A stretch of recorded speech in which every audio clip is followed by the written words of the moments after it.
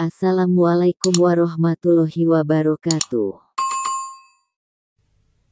Dalam seni pewayangan ada banyak sekali kisah yang disajikan.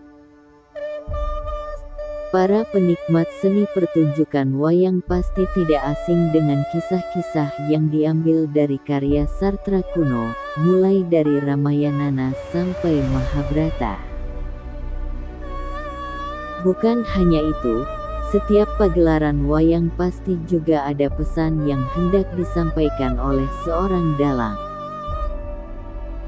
Begitu juga dengan 4 tokoh pewayangan yang dikemas menjadi punakawan. Istilah punakawan berasal dari kata pana yang artinya paham, dan kawan yang artinya teman. Jika mencari tokoh punakawan di naskah Mahabharata dan Ramayana, jangan heran jika tokoh punakawan tidak ada di sana.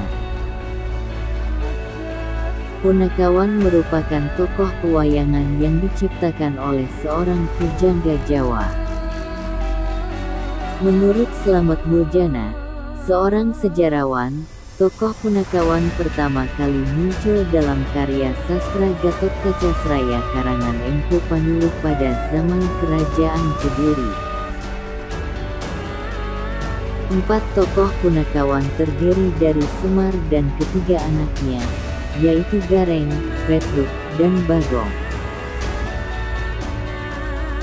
Para punakawan ditampilkan sebagai kelompok penceria dengan humor-humor khasnya untuk mencairkan suasana. Selain itu, punakawan juga memiliki karakter masing-masing yang tentunya patut untuk diselami lebih dalam. Semar, salah satu tokoh yang selalu ada di punakawan ini, dikisahkan sebagai abdi tokoh utama cerita Sahadewa dari keluarga Pandawa. Bukan hanya sebagai abdi, namun Semar juga kerap kali memberikan nasihat-nasihat bijaksananya untuk keluarga Pandawa. Semar digambarkan sebagai tokoh yang sabar dan bijaksana. Kepala dan pandangan Semar menghadap ke atas, menggambarkan kehidupan manusia agar selalu mengingat Sang Kuasa. Kain yang dipakai sebagai baju oleh Semar, yakni kain Semar Parangkusumorojo, merupakan perwujudan agar memayuhayuning Banowo atau menegakkan keadilan dan kebenaran di bumi. Di kalangan spiritual Jawa, Semar dianggap sebagai simbol keesan. Gareng. Dalam cerita pewayangan Jawa, diceritakan Nala Gareng adalah anak Gandarwa, sebangsa jin, yang diangkat anak oleh Semar. Pancalparnor adalah nama lain Gareng yang artinya menolak godaan duniawi. Gareng memiliki kaki pincang, hal ini mengajarkan agar selalu berhati-hati dalam bertindak. Dalam suatu cerita, Gareng dulunya adalah seorang raja, namun karena ia sombong, ia menantang setiap ksatria yang ia temui dan dalam suatu pertarungan, mereka seimbang. Tidak ada yang menang maupun kalah, namun dari pertarungan itu, wajah Gareng yang awalnya rupawan menjadi buruk rupa. Gareng memiliki perawakan yang pendek dan selalu menunduk. Hal ini menandakan kehati-hatian, meskipun sudah makmur, tetapi harus tetap waspada. Matanya juling yang menandakan ia tidak mau melihat hal-hal yang mengundang kejahatan.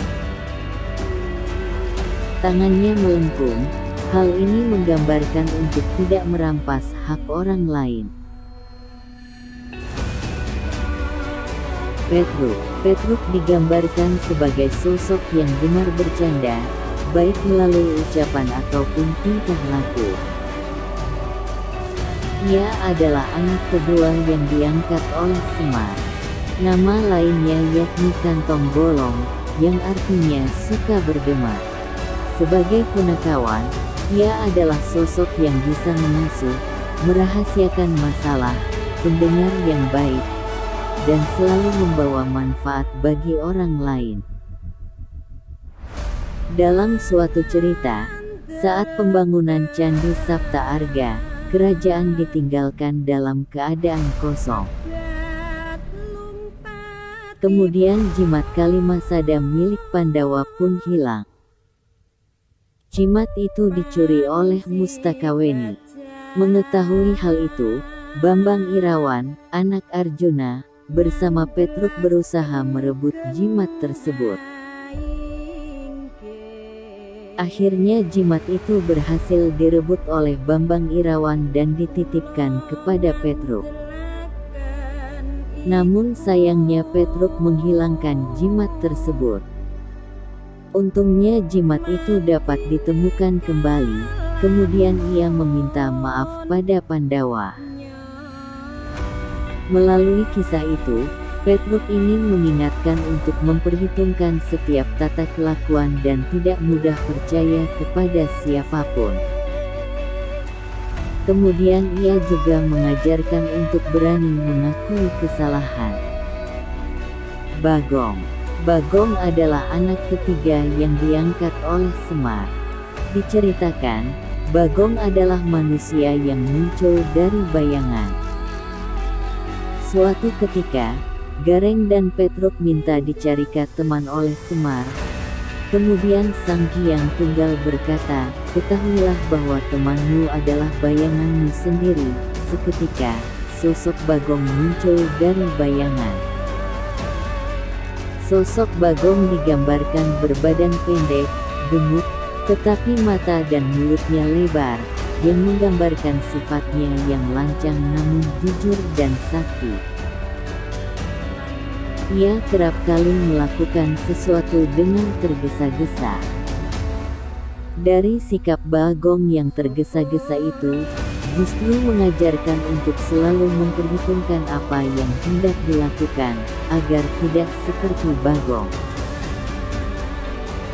Tokoh pewayangan satu ini juga mengingatkan bahwa manusia di dunia memiliki berbagai watak dan perilaku. Tidak semuanya baik, sehingga setiap orang harus bisa memahami watak orang lain, toleran, dan bermasyarakat dengan baik. Itulah penjelasan makna filosofis tokoh Punokawan. Semoga informasi ini bisa menambah sedikit pengetahuan tentang pewayangan. Jika kalian suka video ini, berikan like dan komen. Dan mohon maaf apabila ada salah kata. Terima kasih.